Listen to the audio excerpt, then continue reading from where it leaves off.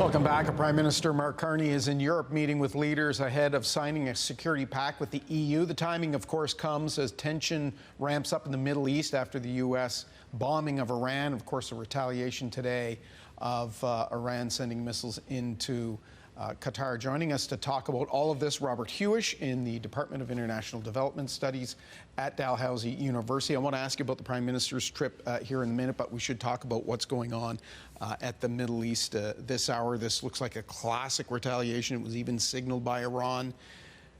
Is that it? Or is this begin a process of back and forth? Yeah, so in the last few hours, Iran has retaliated against the U.S. strike by bombing targets in Qatar, abandoned Air Force bases, and actually only deploying the same number of bombs that the U.S. deployed onto Iran. So if there's sort of a chessboard strategy, move one, move two, this is move two by the opponents, and it seems to be highly symbolic. Now, does that mean we can just put our hands up in the air and say, oh, that's it, everyone's going to come back to the negotiating table? Hardly. This is a really dangerous moment because we're seeing that bombing and counting bombing is now the new diplomacy, trying to figure out what the other side is doing. Typically, in times like this, you would have someone at the table negotiating, talking with one party over the other. It's going to be a lot harder for the United States to do this now, considering just how many diplomatic staff, democracy and peace-building people that Trump and Musk laid off earlier in this year. So now we're down to counting bombs. Clearly, this was targeted at American resources in the region, but is it also a message to U.S.-friendly countries in those Arab states that we are capable of doing this? You may want to rethink that. Absolutely. So there's two messages that we can try to unpack from this. And one is that Iran demonstrated it still had some missile capability. Some estimates show that about another 800 or so ground vehicles to deploy the missiles have been destroyed. So they're running pretty thin. And Israel is keeping the skies over Iran really tightly controlled. There's still the sea that can also come into the equation here. But that demonstration of force on Qatar, it could have also been to Dubai.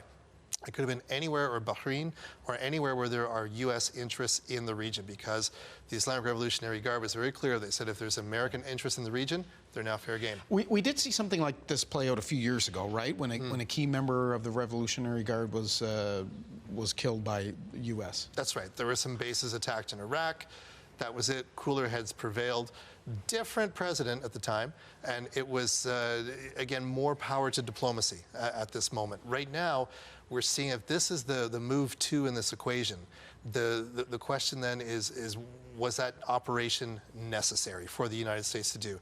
I mean, on one hand, Todd, it's incredible to think that these B-2 bombers took off from Missouri, flew all the way over with a refueling, and basically hit a target like a la Luke Skywalker out of Star Wars, that kind of thing. Very impressive in terms of military strategy, but politically and socially, was that too much? And considering that it wasn't approved by Congress, and considering there's a lot of calls that this does violate international law, I don't think this mess is over. Are you surprised by what we heard, or perhaps what we haven't heard, out of China and Russia? The Russian move is very curious because there is actually a strategic defense agreement between Russia and Iran. And at no point did Russia say anything other than don't do this, USA. But there's been no offer of support or resources or any sort of air defense. Russia has steered clear out of this. And what we're seeing from China is sort of dating back to its earlier moves, coming down to the conflict in Gaza, is sort of seeing its being reserved as being the ultimate peace broker, right?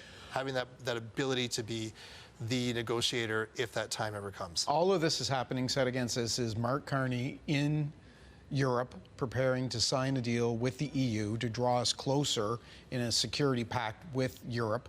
Does that make sense, and how will that benefit Canada? Yeah, this is a very good move by the Prime Minister right now, because if we are going to up our commitments to NATO, up our military spending, Europe is the place to go shopping, right? There's all sorts of aircraft, submarines, like ones out of Sweden, for example, that could do very, very well for Canada's purposes. It's also sending a message to the United States that we're not comfortable buying their hardware and their software just blindly. There seems to be enough erratic behavior right now out of the White House that really the only thing we can do as a nation is to purchase our hardware elsewhere with other allies. That really undoes decades of that tight relationship with the United States. How might this be regarded by the U.S.? No doubt Trump will be happy that we intend to spend more, but to signal that we are moving away from the States. Yeah, one of the easiest things to do for increasing,